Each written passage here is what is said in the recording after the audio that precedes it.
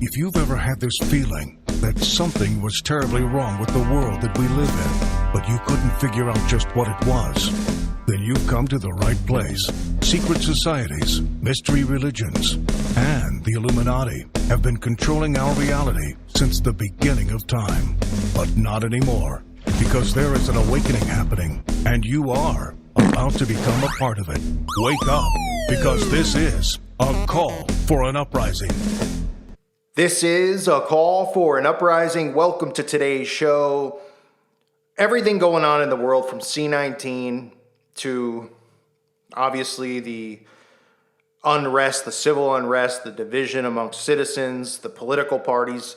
Like I've said a million times, this is all psychological operation. Everything that's being done is psychological warfare.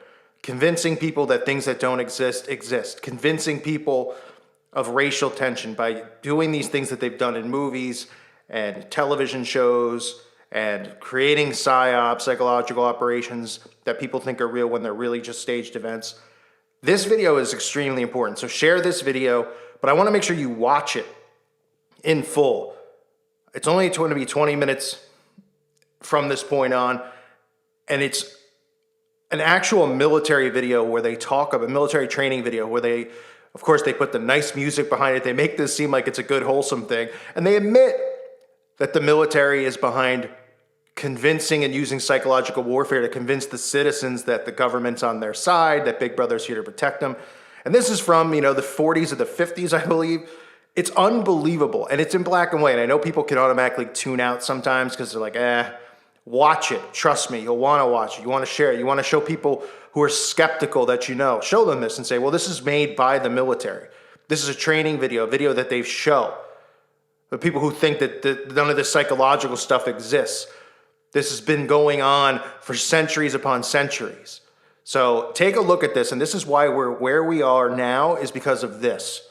Exactly this. Because this is what they've been doing to us, and now they have it mastered so much that they're doing it to us in so many more ways, because this is pre-internet, this is pre-cell phone. Now they're able to get people 24/7 every single day, as opposed to then where they could just use the radio and the television for breaking news stories. Now it's just non-stop psychological warfare. So take a look, share this, but make sure you watch it in full. I hope everybody does.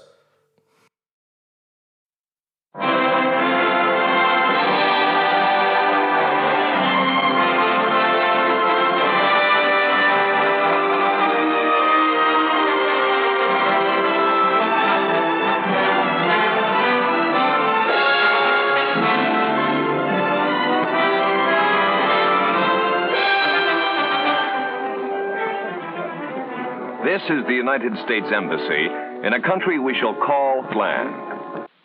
Frankly, Mr. Ambassador, we lack the trained men who would be able to plan and implement operations in an area we think is vitally important. Because of this, we are also requesting that your team of advisors include a senior officer who is thoroughly experienced in psychological operations. Very well, sir. I think we can provide you with an expert on the subject. This man is the expert on the subject. His name is Leo Hamilton, and he is a lieutenant colonel in the United States Army. Earlier today, he was designated the Psychological Operations Staff Officer Advisor. Soon, with the other officers on the advisory team, he will be flying to Hostland. In the area of psychological operations, PSYOP, Colonel Hamilton qualifies as a veteran with considerable field experience. Now he is building on that knowledge, supplementing it with specifics concerning Hostland, its geography, its economy, its governmental structure. Above all, he is concerned with its people, their way of life, their religion, their culture, their sense of national identity, or lack of it. He must know the people of Hostland, for their minds will be his primary objective. As promised by the ambassador, a team of American military advisors arrives in Hostland just a few days after that country's official request for assistance. Their initial destination is the United States Embassy, and they are met by a representative of the military attaché. Like the others on the team, Colonel Hamilton has come to his assignment well prepared, but he still faces many hours of additional study and research before he can begin to initiate a PSYOP program. At the embassy, he meets with the local United States Information Service representative for a briefing on all programs that may be already underway in host land. He reviews the psychological objectives the United States hopes to achieve in host land, objectives based on official U.S. foreign policy. He confers with the chief of the United States Agency for International Development. This knowledge is of vital significance, for his efforts must harmonize all other American activities within host land.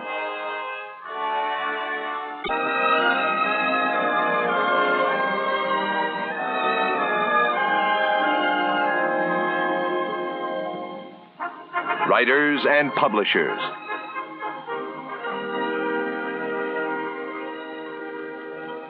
Farmers.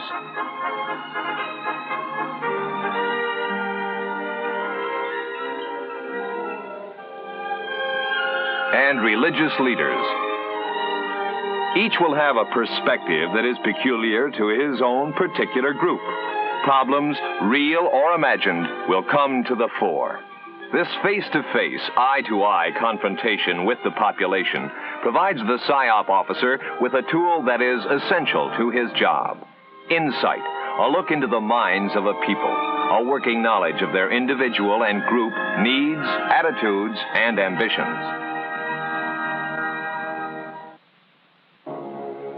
As with most countries that find themselves in the midst of a communist-inspired insurgency, Hostland has a population with a doubtful sense of national unity.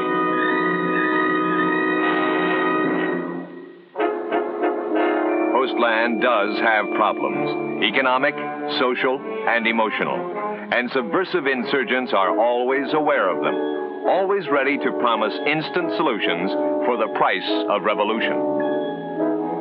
In the more urban areas, where there is less dissension and more of a sense of national integrity, subversives achieve only minor disturbances at best. But real grievances must not be ignored.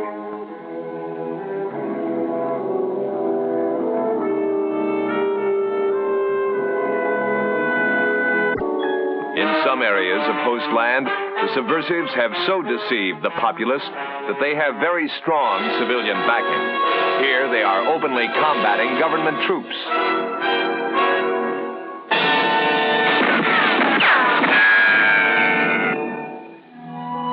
Initial analysis indicates that the target audiences can be broken down into three basic groups: the subversives, the government supporters,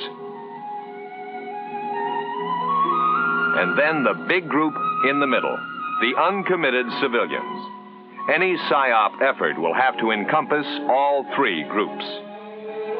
Having mentally worked out, altered, rejected, and then finally accepted plans for the military psychological operations program, they now prepare to put them on paper as a formal proposal.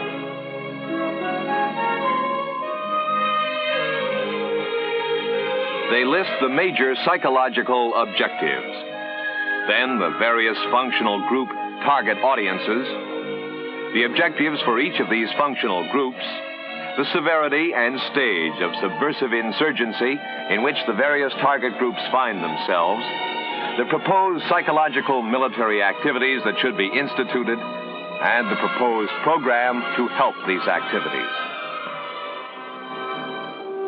After securing recommendations and the necessary approvals from his own people, and making sure that the military psychological operations plan fits in with the USIS country plan already in effect, the plan is checked with the government of Hostland.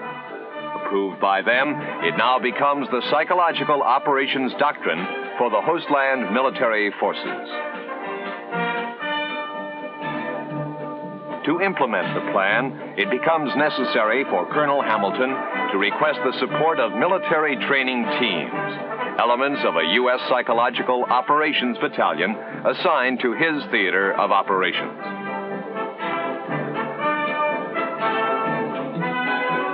Among the support elements needed are the light mobile printing team with its printing and editorial shelters.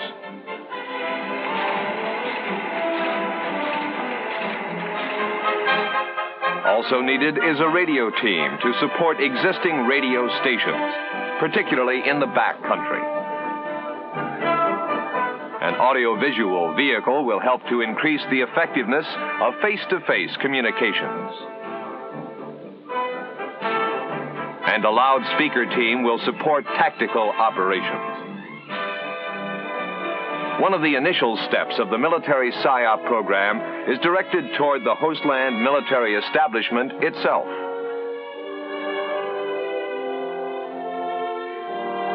Since the military represents the government to the populace, their actions and attitudes can do much to create a favorable image of that government in the minds of the people. Hostland soldiers are provided with rules of conduct toward civilians and impressed with the importance of observing them. A soldier's attitude goes a long way toward implementing an effective military PSYOP program. Another portion of the PSYOP program, primarily directed toward the civilian population, is concerned with developing national unity. Once the people start to consider themselves as a national group, acceptance of their government tends to increase, thus making penetration by subversives much more difficult. The proper conduct of the individual soldier towards the people is a critical factor in creating this sense of national unity.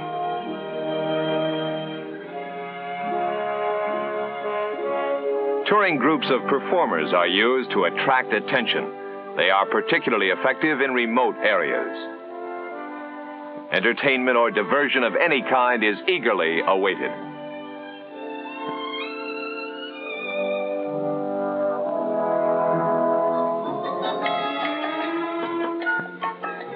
Entertainment teams like this one attract crowds of people wherever they appear.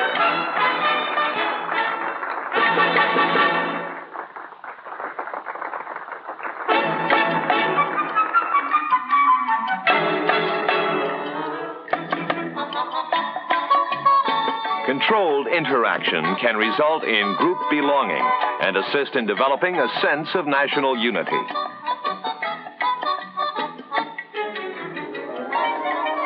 A continuing effort is made to link the PSYOP program with progress to help the people help themselves. This makes them see the military and the government as positive images, benevolent symbols, signifying steps toward a better life. The sense of success, the satisfaction of a job finished, these are of major importance. Direct response to community needs is vital. Projects which would be meaningless in terms of local needs should be avoided. For psychological purposes, one finished well is worth far more than an unfinished dam. Throughout these efforts, the PSYOP program keeps the people informed. They are told what is being done. They are told why it is being done.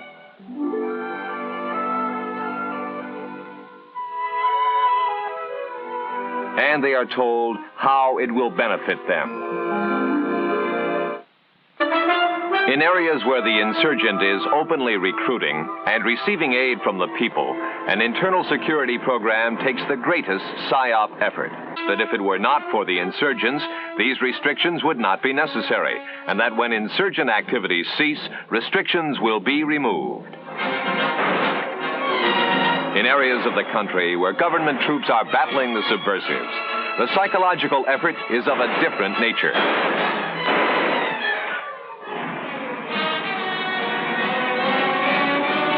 Here, in addition to directing the psychological effort at the civilian, it now must be addressed to friendly and enemy troops as well. The civilian problems in a combat zone are those of safety, relocation, and medical aid.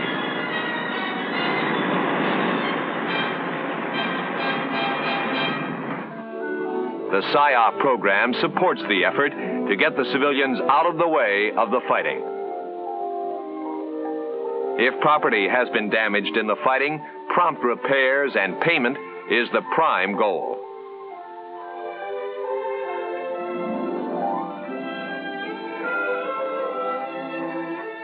Medical attention for wounded civilians should be made available to the maximum extent possible.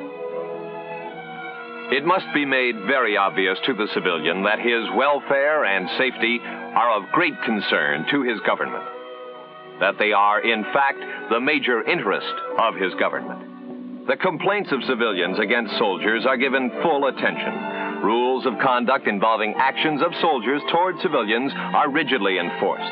The moment the citizen is convinced that his government is there to serve and protect him, he will begin to support and serve his government.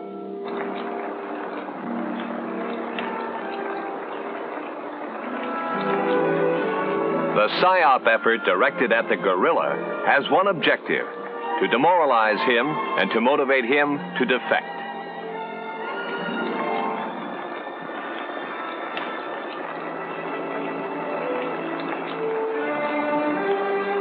By leaflet, by loudspeaker, by radio, by whatever means possible, PSYOP reaches his ears and eyes, stressing the futility of his present, offering hope for his future if he defects. With the PSYOP program underway, it becomes necessary to evaluate its effectiveness. Improvements and changes must be continually made based on the evaluations of current intelligence. Prisoners are interrogated with special questionnaires that give clues toward their reaction to the psychological effort directed toward them.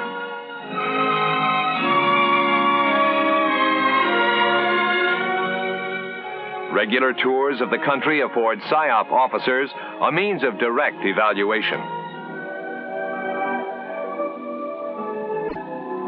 You are looking at the most important man in the world. In America, he is called John Doe. Other countries have other names for him. He is the man without a face. Every man. The average citizen. The man who totals 1 billion when added to all his counterparts all over the world. In the final analysis, he will decide the future of the world. Because his importance is clearly recognized by forces that seek world domination, his mind has become a target. Indeed. But given an effective, comprehensive psychological operations campaign as part of the background, we could logically make an optimistic forecast.